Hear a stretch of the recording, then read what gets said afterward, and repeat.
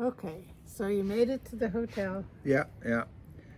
And of course, the room's not ready, which is strange because it's already 3 o'clock in the afternoon or something like that. But again, this is Mexico, and even though it's a Princesa Hotel and Howard Hughes is up and got the entire top floor to himself, that's where he retired until he died, or at least he uh, became the hermit until he passed away anyhow. So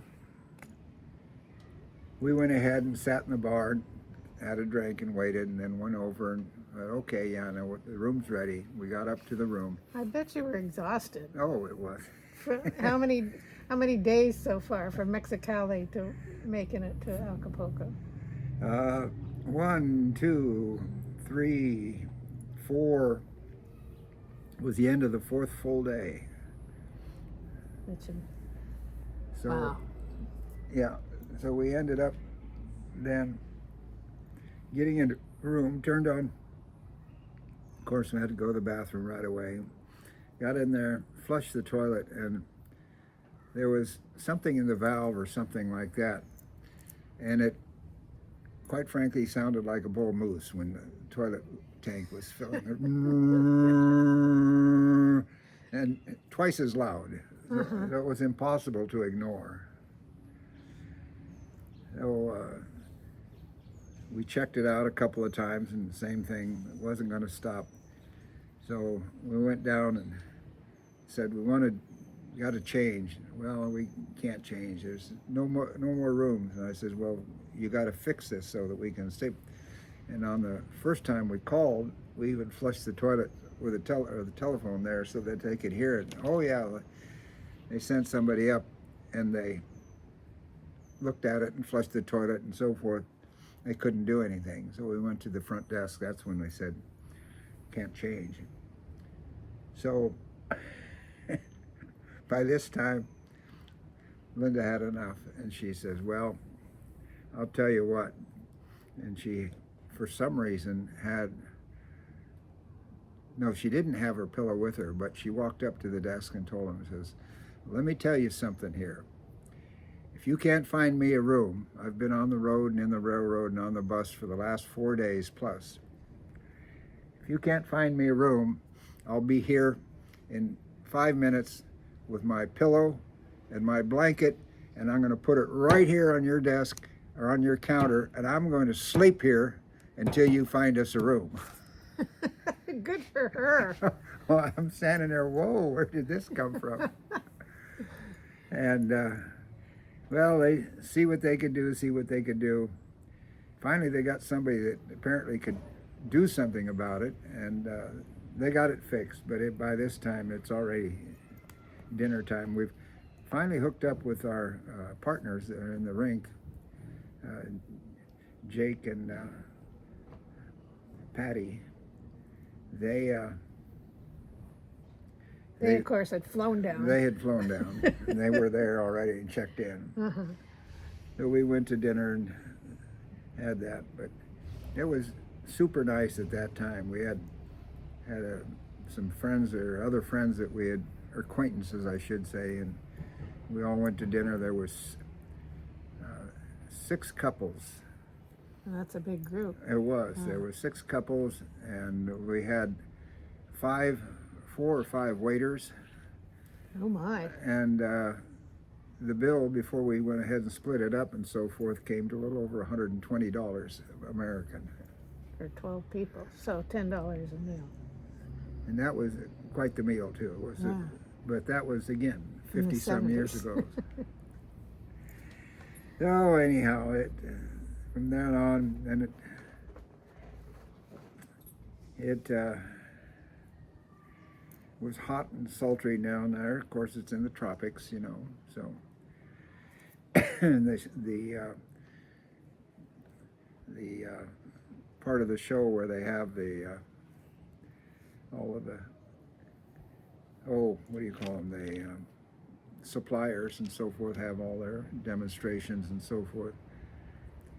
That was in the group hall or the meeting hall, whatever you want to call it. Uh-huh. And there's no air conditioning in there naturally. Oh boy. Oh boy.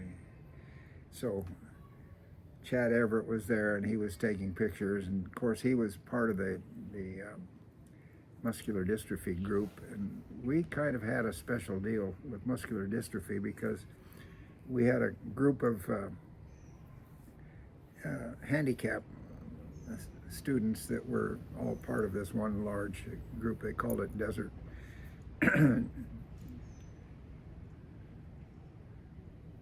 Good grief, I lost the last name. Anyhow, they're all Would come to the rink and skate. yeah, they'd come to the rink and skate, and they were real friendly, and they were very active, and we never asked them for anything, and so whenever we'd have a fundraiser, they'd just go out of their way. And we had, our rink was the top money raiser in Southern California. So consequently, we got to almost the front of the line when it came to meet Jerry Lewis at one of the Vegas conventions, and then Chad Everett there down at that one, and so it was fun and interesting that way. And it was, I was going to ask you before you mentioned bringing the pillow down how Linda forebore the whole ordeal. She must have been an awfully good sport. oh, she was. We had, that was again 50 years ago, before we were old and cranky. Ah, And once you get past 70, you're up to 70 years old, you get old and cranky. At least you don't handle that kind of situations as well. But no, she was a trooper on all of that stuff. whose idea was it to go by train? No, it was. I threw it out there and talked about it a little bit. Because you'd heard about it from somebody else? Yeah, I'd heard about it, and it was basically we'd read about the transit through the Copper Canyon. So that was pretty much the whole thing. Well, gee, if we're going to go down there, maybe we'll see about going through the Copper Canyon. Well, to get there, you have to either get yourself to Los Mochis, or in this case, take a train to Sufragio, and go up through that way. So, but she was great about. She wasn't much of a camper or that kind of thing, but she was always a good sport about going, and namely because some of our very first trips, I don't know if that's entirely true, but I felt it was, I told her right up, I'll do all the cooking and all the cleaning and so forth. So you don't have to do any camp cooking or any camp cleaning or so forth. She did her share. She did more than her share, but if she ever didn't want to, I had already committed myself. So she took that pretty What a good. guy. Oh yeah. Well, when the kids were real little, some of our first trips, the only thing we could afford was going to state parks and driving on the highway, credit card, and getting into a state park and spending a couple of days there. And that didn't take much. Had a camp stove that I picked up at a garage sale, and sleep on the ground, put a tarp down and sleep on the ground. We were young, able to handle that. The girls would sleep in the back of the station wagon. Didn't you say, and maybe this just applies to when you retired and hit the road in your RV, but that you'd always did the planning and she got to do the complaining? Well, that was her comment, not mine. She says, you do the planning and you do that, and I get to complain. I said, okay. But I bet she didn't complain much. No, there was very little complaining going on. Yeah. A couple of times when I lost direction and so forth. In fact, one of them traveling from through Mexicali down to El Golfo, and we came up that way from Puerto Penasco that one trip. Uh-huh. But this was traveling down, so going through San Luis. Anyhow, I missed the turnoff a couple of times, and by that time she'd had just about enough. And she was in her 70s by that time. she got to do some complaining that trip and so forth. But legitimately. Oh yeah, it was legitimate. Well, you guys must have had a hell of a relationship to spend so much time together, especially after you retired. But I mean, those trips and anyway. Yeah,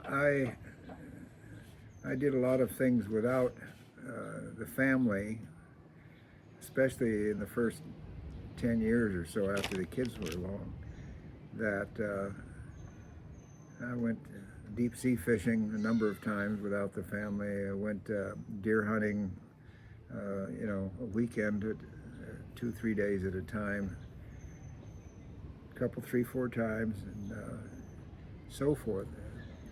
Duck hunting with my dad and this and that and so forth. So there was a lot of time that when I wasn't working or anything else, I didn't spend it with the family either. And I think I'd mentioned that that was the one thing that I did regret in hindsight and retrospect.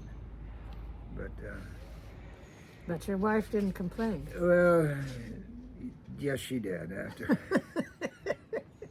She was very tolerant, but there were a couple of 3 times that I wanted to go do something, and we had discussions about it. So Let's end there.